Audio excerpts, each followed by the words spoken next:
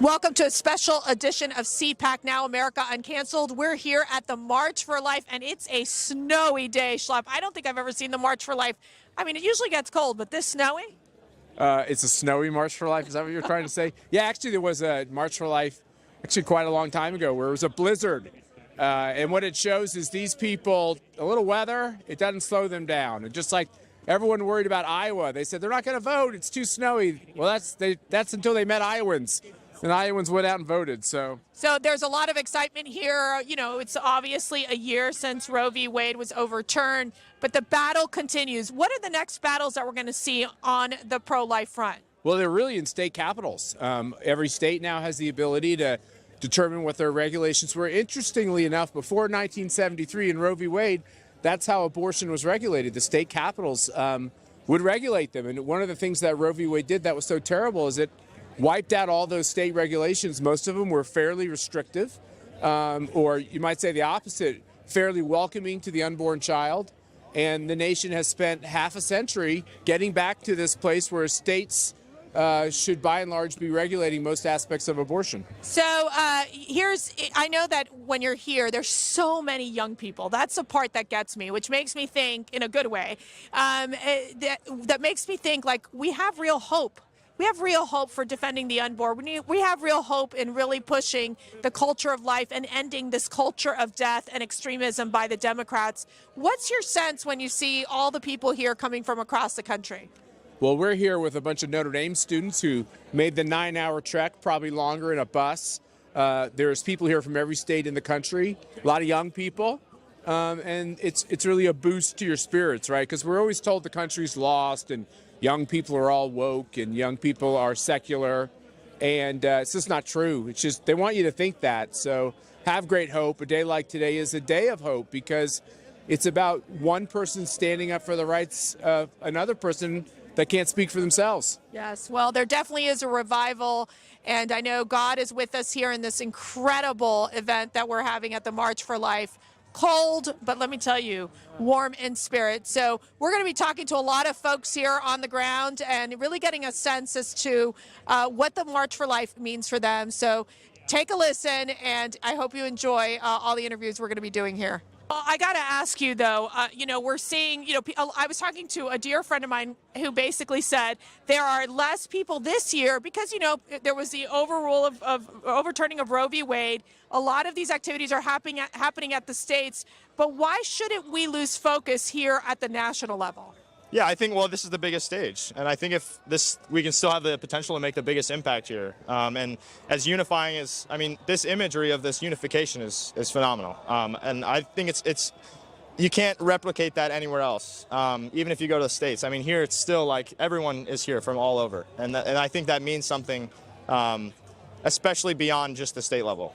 So we always have this conversation about, when it comes to this abortion issue or pro-life issue, it's like a woman's issue. But then you have these men also marching, young guys like yourselves. Why do the men also have to be involved in sharing this message of pro-life? Well, yeah, it's especially important for men. Fatherlessness is an extreme epidemic. And I know for me and my brothers here and, all the men here, it's extremely important to us to show that, we're willing to be fathers. And we understand that it takes two to raise a child and to make a child.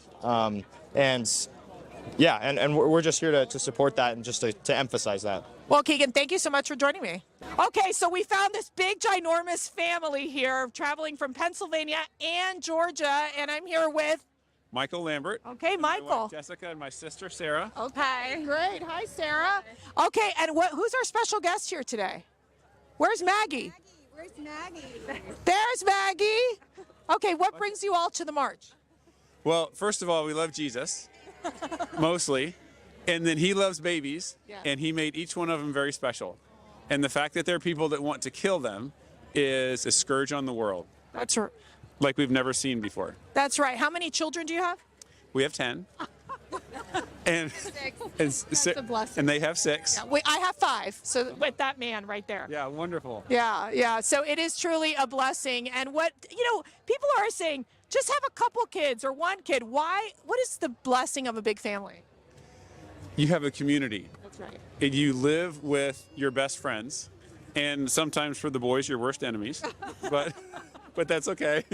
And there's something that comes out in a Christian family that 1 + 1 = 3, and 3 + 3 = 7 or 8. Yeah. And there's something very special when you have multiple relationships with multiple people. Yeah. And steel sharpens steel. So tell us about Maggie. Maggie is 3, and she's number what out of the family? She's number 9, and she has Downs, and she is the sunshine. Yeah, really very special, and she's cold right now. I think we all are pretty cold. Let me get you a quick comment. What brings you here to the march? Same, to support life and to show our love for children and God's creation. Yeah. And Mama over here? I was just going to say that big families, they not only sanctify the family itself, but the parents as well. We all become holier, having more children.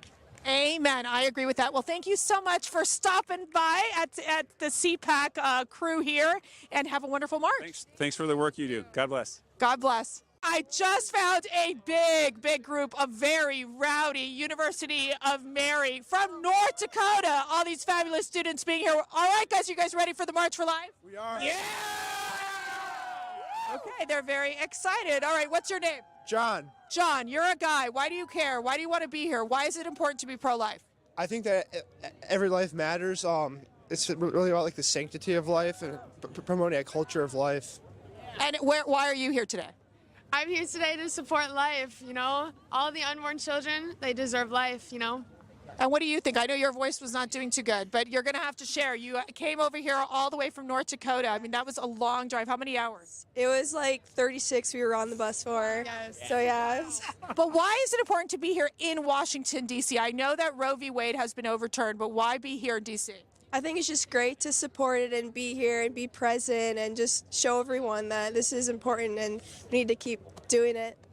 What message do you want to tell those radical leftists that believe in late-term abortions and don't care about the unborn? Ooh, we're not going to give up, so we're going to keep on coming here, and we're going to keep on fighting our fight until abortion is totally radicalized. Amen. Where Washington goes, the nation follows. Yeah. Let's go, baby! Okay, so tell me, what is Rosary Pro-Life? First of all, I love the Rosary. Secondly, I'm pro-life, but why Rosary Pro-Life? Our Lady of the Rosary from Greenville, South Carolina. Oh. Yeah. Excellent. So why are you all, this is always, whenever it's like the pro-life issue, they love to make it into it's about women and only women. Why should men worry about this issue and really share the importance of being pro-life?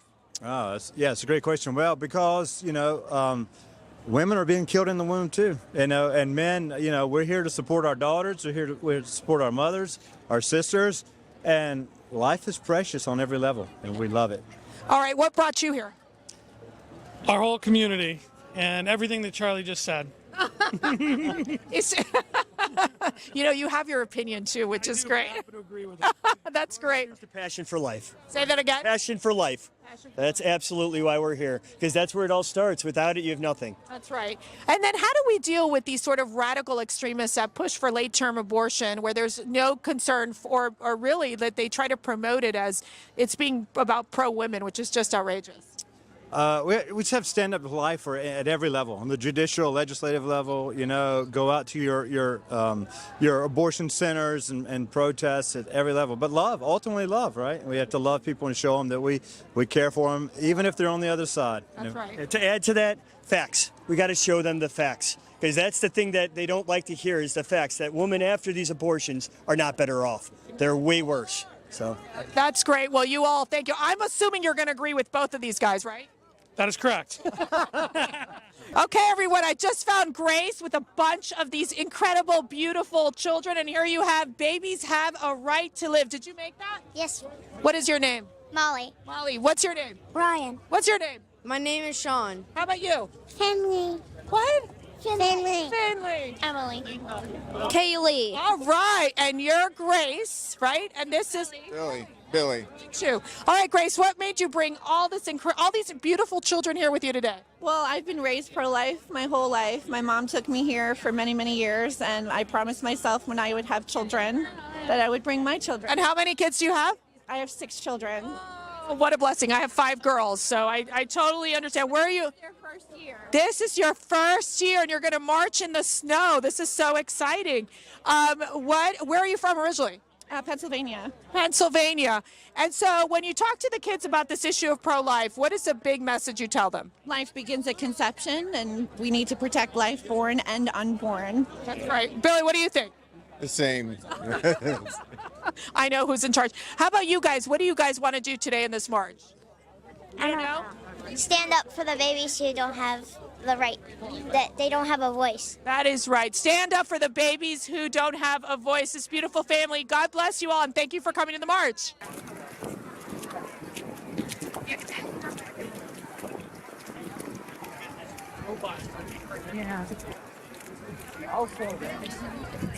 We have several groups here today and families that are helping us remember this Sanctity of Life Day. So we're going to start with Katie Mahoney, and we want to thank her as well, and Mark on the sound system for helping us with this event. So we'll let Katie start off, and then we'll move to our speakers. As we gather this morning and remember the tragedy of over 60 million lives lost, the beauty of coming to Christ and having him at the forefront of his, Christ redeems, Christ forgives, and his great name covers our sin. We are here today outside of the Supreme Court on this historic anniversary of the decision of Roe v. Wade, and we are out here with Reverend Patrick Mahoney. Would you just tell us a little bit about this event that we held out here? Sure. This was put on by Faith and Liberty, Priests for Life, Christian Defense Coalition. As you mentioned earlier, it's the 51st memorial of the Roe v. Wade decision, a decision which resulted in the deaths of 65 million innocent children.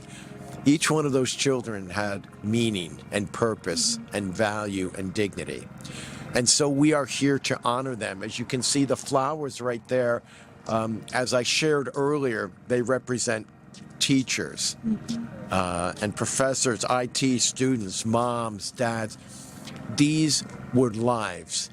And so we have come on this day to reflect on their value and dignity, and then to purpose in our hearts to look forward to the day when abortion is unthinkable, to the day where America will treat everyone, particularly the marginalized, with dignity and respect and equality. It was truly such a powerful event, and seeing especially so many young kids out here laying these flowers. That was really touching to me too, because they are more directly related, if you will. And it's kind of interesting that everyone brings a different emotion. Some here had past abortions. Some were involved in paying for abortions. And so we've come to say we will not forget. And again, we love marches, we love rallies, we love events. But I said earlier, Elie Wiesel, the Holocaust survivor and Nobel Peace Prize winner, said, if we forget the dead, it's akin to killing them twice. We have memorials. It shows their humanity. These are living brothers and sisters of our community. And we say you matter and you have value. Absolutely, and we were out here for the March for Life on Friday with so many amazing college students. It was wonderful. Does it just give you hope for the future, seeing so many young people involved in this pro-life movement? It sure does. One of the great things we have are students, people in their 20s, so energized, so enthusiastic. There's kind of a stereotype that they make like I'm people for meet grandpas. Of course, I've been marching for 51 years, but our movement is primarily made of really young, energetic, passionate students and young people committed to ending abortion, violence, and abuse. What is your messaging for GOP candidates going into it? Well, I can tell the GOP candidates, as my name is Janet Moran, I co-founded Somewhat No More, and I represent like thousands and thousands and thousands of women who are really mothers and fathers who bought the lie, who for all host of reasons had abortions and deeply regretted it and have gone through healing.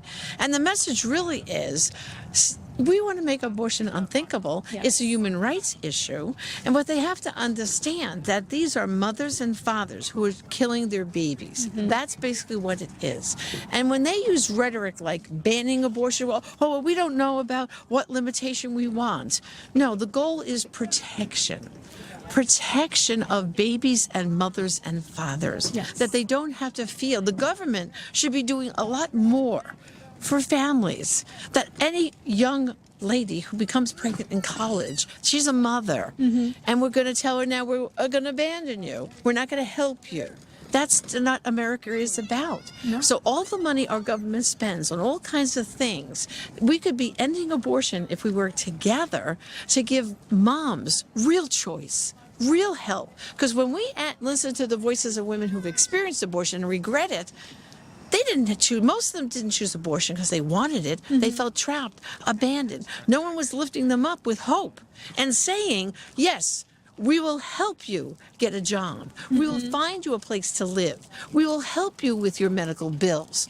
That's what these politicians have to think about. And why don't we work towards, in our country, to extend maternity benefits, that women can stay home, that be moms. Do you know, we're shameful. We have the largest number of gestational weeks. We want, you know, the Democrats want to kill babies till birth, okay? And over in Europe, they have some countries actually let a mother stay home and keep her job for 1 whole year. Wow. So shame on America that we can't do better for mothers and let them be mothers. That's all we have to do. And for politicians, I have to just say, stop being afraid of the issue. Point to the Democrats of their extremism. They're the ones who want to kill a baby till birth.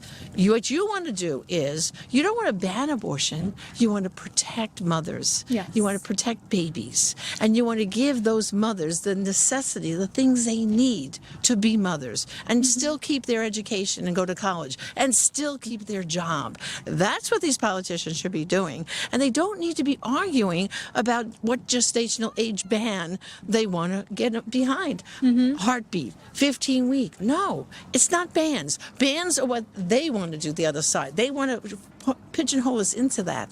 And I can also speak to them. I wish they would let me give them a class on rape, incest, life of the mother and fetal anomaly. And again, on our website, abortiontestimony.com, you can read the voices of those women who were raped and were forced into having an abortion by social workers, by other people. And they said, it didn't take away the rape. It double traumatized me. And so, you know what? Stop with all the political rhetoric and listen to the voices of experience. Women who are really the mommies, mothers and fathers who had abortions, and why they regret it, and the physical and psychological and emotional damage it did to them. It's never good to separate a mother from her baby and to say you have to have that abortion in order to succeed. Not good. And so, again, watch the voices of experience, abortiontestimony.com. Read them, and I guarantee you, politicians, I'll help you get out there and talk from a mother's point of view. You're there to protect mothers. Stop using the language mothers, women and men, because that's the other side, okay? Women's health, reproductive health. It's the health of the mother you're here for to protect. And guess what? It's healthier to have a baby than abort one. You mentioned that you were out here at the March for Life. We were as well. It was so energizing to see so many young people. Do you feel that there's a change in young people really wanting to push for the end of abortion? Absolutely. America is a pro-life nation. I believe that wholeheartedly. When people say that America is pro-abortion, I just don't see it. I travel all over the country, and I see massive crowds of people standing up saying that they're ready to see abortion end. And a lot of those people are young people that they see this as the human rights issue of their day, and that we see the ultrasounds, we hear the heartbeats, we know it's a human being. Going into this election cycle, what is your message to GOP candidates for this very polarizing issue of abortion? This is a winning issue, and we need to emphasize two things. Number one, challenge the Democrat opponents. Describe what you defend. Most of the American people think they have an opinion about abortion, and yet so many have never seen it. So many have never heard a medical description of it. They don't need to use pro-life sources. They need to go to the medical textbooks of how to do an abortion. For example, Warren Hearn wrote a textbook called Abortion Practice, and in that book he says, he uses the word decapitate and dismember to describe what is done to the baby. I think a candidate is in a very strong position if in the presence of voters he or she says to their opponent, describe an abortion. Watch them melt. Watch them be completely unable to do that. And then the candidate simply says, okay, voters, you see, abortion is so horrible. My opponent who says that they support it, they don't even have the courage to describe it to you, the voters. Now, the second thing we have to emphasize is this. We are the compassionate side of this argument. The pro-life movement is the movement that runs the pregnancy centers. The Democrats try to shut them down. We are the ones offering alternatives to abortion. The Democrats are the ones trying to push one alternative, which is kill the baby. And we win. We win with compassion. We win with pointing out the extremism of the other side. The American people are with us. What I say to the GOP candidates is, do not run away from this issue. Don't be afraid of this issue. I've been dealing with this issue full-time for 30 years, and we have seen it time and time again, that when you expose abortion and when you show the compassion we have, we win.